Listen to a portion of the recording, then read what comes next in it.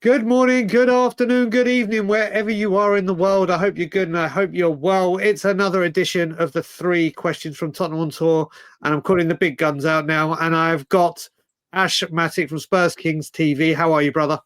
Yeah, I'm good, bro. Thanks for having me on. Big yourselves up. Big up Tottenham on tour. Thanks for having me here, bro. First time, so I'm So your loving it. first time? I think it is my first time on Tottenham on tour. Well, that we're going to be changing that. I spoke to Marlon earlier, but we'll get back to the 3 questions. I'm just going to ask you 3 simple questions. Fire away with your answers. When or why did you become Levy Out? It's a weird one because it feels like a natural progression as a Spurs fan to become frustrated at Levy window after window. And I was very young being frustrated when it started to happen. Not very young, but young enough where I'm like, what's going on? Why do we keep missing out on these players? And it's always the same story. And for me, like I've always said the story about Damien Duff, like that's how far it goes back. Damien Duff was before he went to Chelsea, he was at Blackburn. Yep. I remember missing out to Damien Duff to Chelsea, and they had a big project. And I was like, oh, if only we could have offered the money that Chelsea offered, because back then Spurs and Chelsea, funny enough, weren't too far off. Do you know what I mean? But we had Keane as well as like the Irish connection, blah blah blah. So I thought it'd make sense. Anyway, Chelsea decided to get like Robin and certain other players, and so he was surplus to requirements. So I was like, now's the time to get Damien Duff again. Who do we get beat by? Newcastle. Oh my days! And I'm like, but we're bigger than Newcastle. How come we can't attract players? And the thing is, as well, we were always linked to some of these players. So Damien Duff is just an example. Yep. But that was the first time I was aware of the wages situation. Yep. And I was like, damn, man, it's like we just don't want to pay the wages and we just don't go the extra mile to kind of. So ever since then, I've been like frustrated as a Spurs fan. Yep. And like as the windows have reoccurred, I've just kept getting more and more like upset about the whole situation when I know we could have gone for this player and we just didn't do what it was needed to kind of support the manager and get him to that extra player to add that extra piece of quality, because there's always a weakness in the Spurs squad or any squad, to be fair, that you have like an area where you want to improve on, and it's just that missing piece, that missing puzzle, where if you have that player, that could be the difference. And I felt like we're always lacking behind, we're always a player short. And, so, yeah. So it goes as far as back as that. So I couldn't even tell you when I became Levy Out. I could just say there was just numerous amounts of things like layering upon, even the stadium, the game, because I didn't even know this term Levy Out. Do you know what I mean? I just knew how this guy was operating, and I wasn't happy, and I was getting frustrated years upon years. And I wasn't sure if I was the only one feeling like this, if that makes sense. So when it did come to the whole stadium, like any Spurs fans, you have a lot of patience, a lot of time, and you're like, okay, cool, logical, it makes sense. Yep.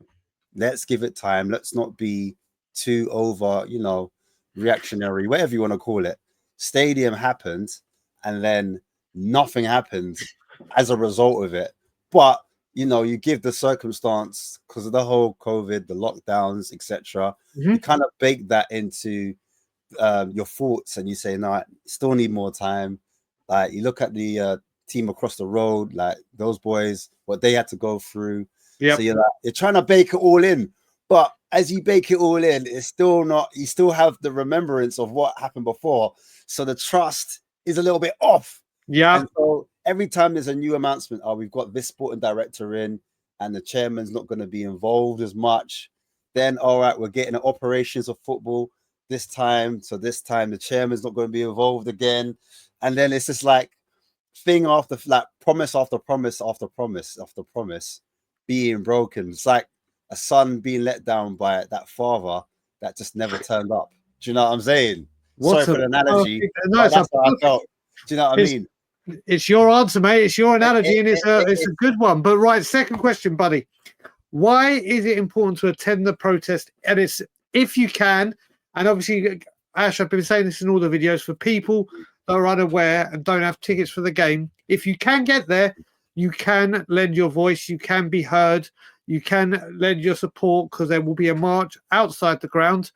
And after the march, there's all the pubs, because it's on Sky, that you will be able to watch the game in all the pubs. Ash, why do you think it is important to attend the protest on the proviso you can physically get there? I think it's important for many reasons. I think it's important because, again, there's a lot of excuses again now.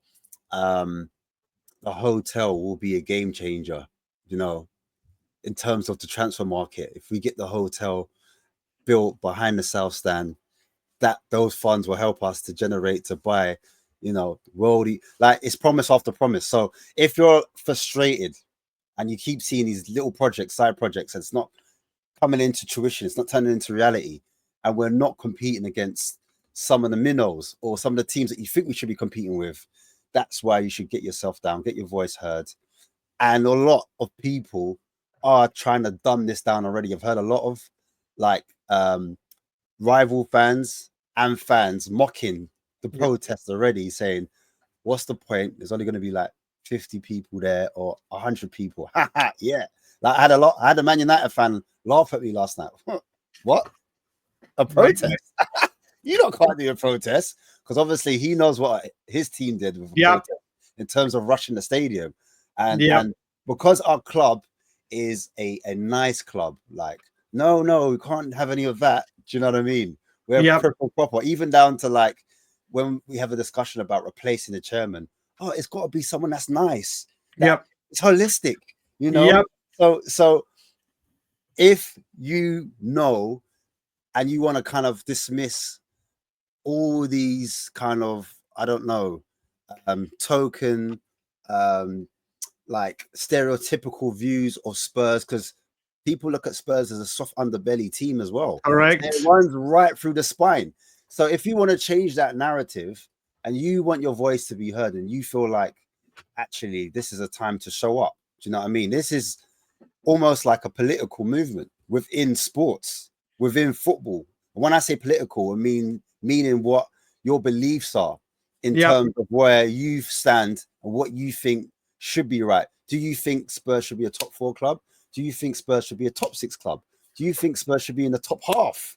Like, everyone has their breaking point, and I get it. And everyone has their comfort zone, but sometimes you have to break past that. You have to get out your comfort zone if you want real change. And that means traveling, coming out your house in the cold, and just getting down there and showing your face. That's what it means. And that's the reason why I think people should protest. But mainly, if you just had enough, if you've had enough and you just want your voice to be heard, and you're tired of going online, because a lot of people do this talking online and typing as well. And what's that going to do? It's only going to do so much. Do you know what I mean? If you want the voices to be really heard and the impact to be loud and strong, let's bind together. Let's come together as a family for once. You know what I mean? 100%. And the final one for you, Ash, and this is Jay asked me to put this in from Change for Spurs, because I had the 2 questions and I needed a third for 3 questions. What does change at Tottenham look like for you? For obvious reasons, me is leaving ENIC. Bye-bye, see you later, ta-da. But what do you see as your change for Spurs?